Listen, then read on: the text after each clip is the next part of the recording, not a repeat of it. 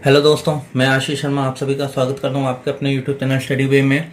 हम देख रहे थे बुद्ध को, यानी कि सिद्धार्थ को, जो बुद्ध बने, सिद्धार्थ बुद्ध बने। ये हम देख चुके थे उनकी जो जीवनी है वो कैसे बुद्ध बने, क्या उन्होंने काम किए जिनसे उनको ज्ञान की प्राप्ति हुई। उसके बाद हम नेक्स्ट टॉपिक जो देखा था हमने, वो देखा था कि हम उनके धर्म के बारे में जो उन्होंने ज्ञान प्राप्त किया वो लोगों तक पहुंचाया, और उसके बाद उन्होंने क्या क्या उपदेश दिए, उनका जो प्रवचन था वो लोगों ने सुना, और क्या क्या उन्होंने जो जो चीज़ें बताई थी कि भी हाँ इस तरीके से आप ये काम करें तो आपको भी निर्वाण की प्राप्ति या मोक्ष की प्राप्ति हो सकती है।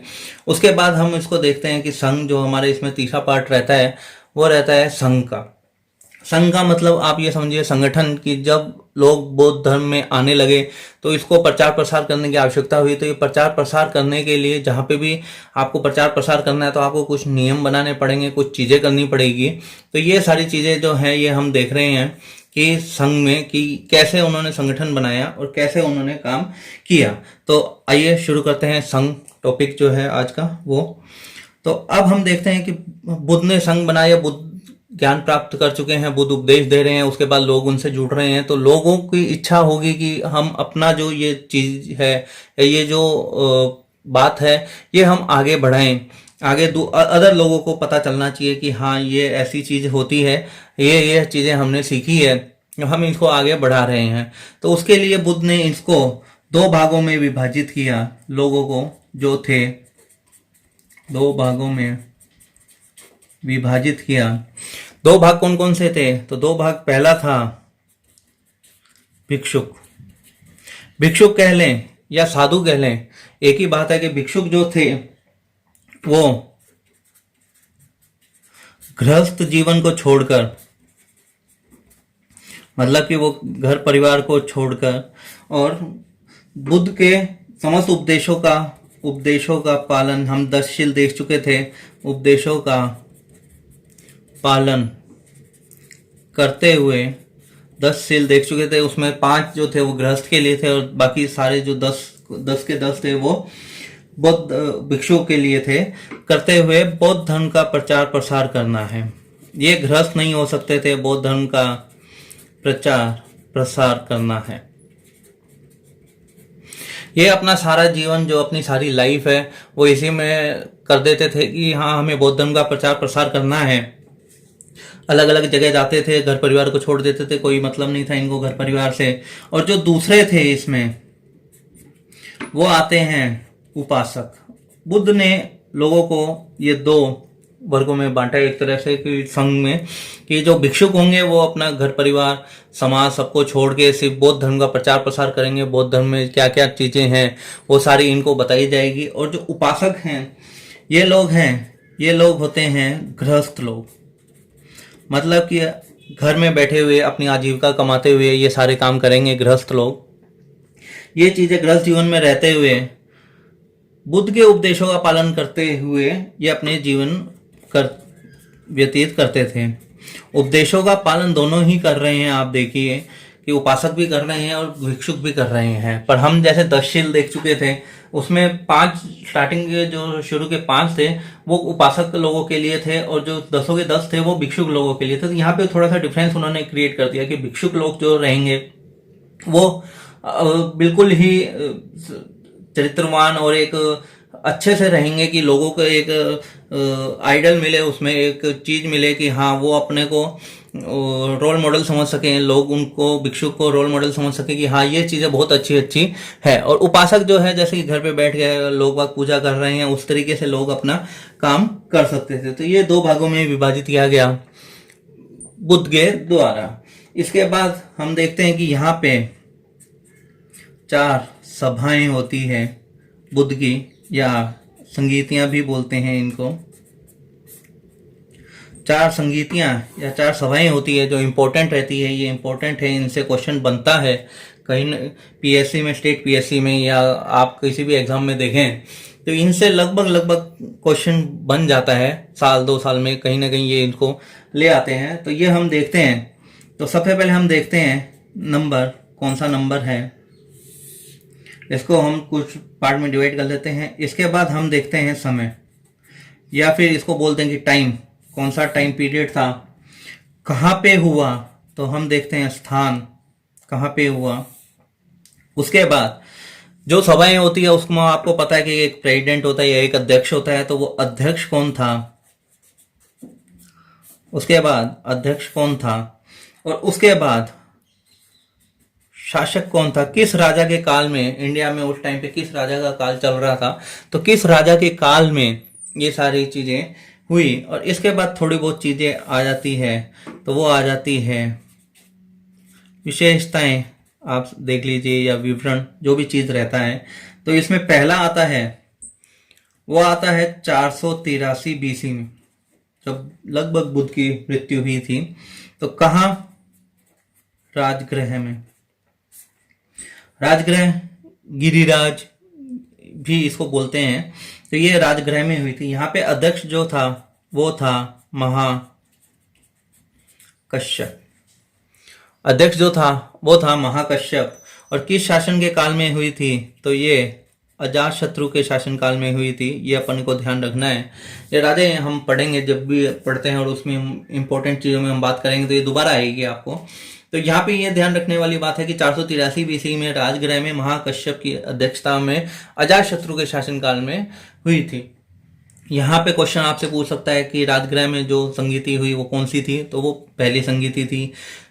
उसका अध्यक्ष कौन था या किस शासक के काल में हुई थी, तो यहाँ से ये क्वेश्चन बनता है। दूसरा कब हुई थी, ये हम देखते हैं। दूसरी कब हुई थी, दूसरी मीटिंग, बौद्ध धर्म की मीटिंग कब हुई थी, तो दूसरी मीटिंग हुई थी इसके जस्ट 100 साल बाद, 383 बीसी में। और कहाँ हुई थी, तो ये हुई थी वैशाली में। ये हुई थी वैशाली में। और इसका जो अध्यक्ष था ये था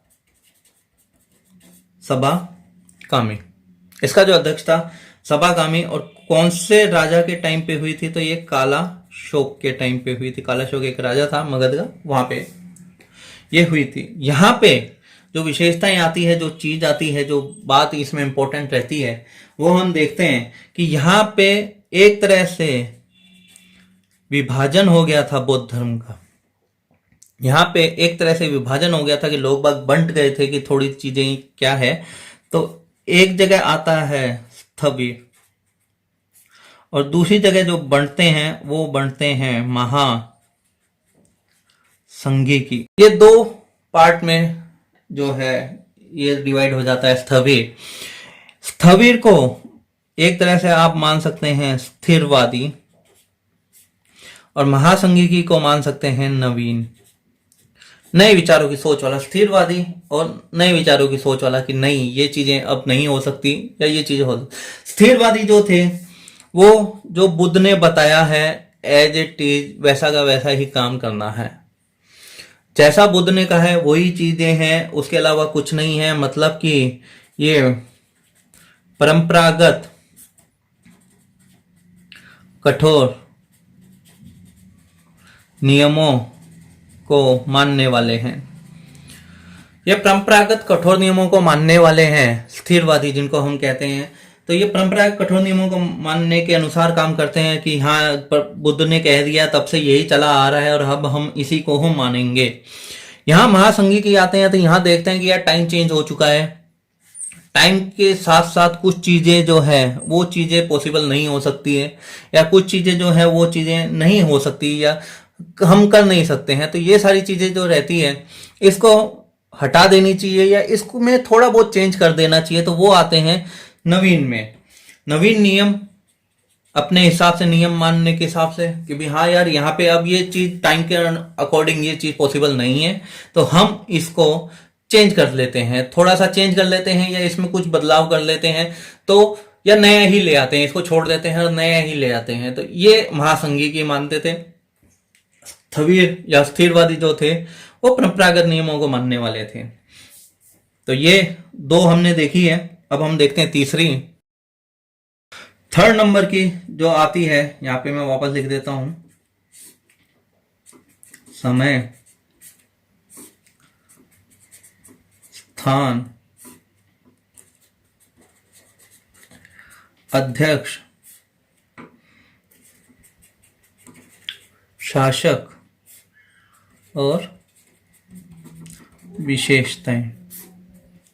तो इसमें जो थर्ड नंबर की आती है ये काफी बाद होती है और ये 250 BC इस टाइम पे होती है। कहाँ होती है तो ये आप ध्यान रखिएगा, पाटलिपुत्र में होती है। अध्यक्ष जो होता है उसको मोगली पुत्तिस नामक व्यक्ति अध्यक्ष होता है इसमें। शासक जो होता है वो होता है अशोक, अशोक द ग्रेट, वो वाला अशोक यहाँ पे जो शासक है वो वाला होता है। इसके बाद यहाँ पे कुछ नहीं होता है, अशोक के टाइम पे एक ही होती है और वो ध्यान रखने वाली बात है, पाटलिपुत्र मोगलीपुत्र 30 और 250 BC में होती है। इसके बाद जो चौथे नंबर की आती है ये आती है 78 AD में, मतलब कि ये 78 AD में बहुत काफी टाइम बाद आती है। कहाँ होती है तो ये होती है कुंडलवन में। कुंडलवन कहाँ है तो ये आप समझ लीजिए कश्मीर में, कुंडलवन कश्मीर में, ठीक है। उसके बाद यहाँ पे जो अध्यक्ष बनते हैं वो वसुमित्र और अश्वघोष नामक व्यक्ति जो है वो यहाँ पे अध्यक्ष बनते हैं। और ये किसके टाइम पे होती है तो ये कनिष्क के टाइम पे होती है, राजा कनिष्क होता है, ये कनिष्क के टाइम पे होती है। यहाँ पे फिर देखिए विभाजन होता है, हम विभाजन देख चुके थे सेकंड टाइम पे कि विभाजन होता है स्थविर और महासंघिकी में। यहाँ पे उस टाइम पे ये कुछ लोग मानते हैं कि ऐसा होता है, कुछ लोग मानते हैं कि ऐसा नहीं होता। अब ये मतलब कंफ्यूजन रहता है कि हाँ ठीक है कुछ ऐसा चल रहा है ऐसा। यहाँ पे जो विभाजन होता है वो पर्टिकुलर परमानेंट हो जाता है इस टाइम के बाद, यहाँ पे विभाजन परमानेंट हो जाता है। और होता कौन कौन से में है तो ये होता है हीनयान में और महायान। हीनयान और महायान ये दो टाइप के जो बनते हैं विभाजित, ये हीनयान और महायान बनते हैं। इनको आप समझिए कि हीनयान जो है वो वही है स्थिरवादी, ये स्थिरवादी, और ये जो है वो है महासंघिकी।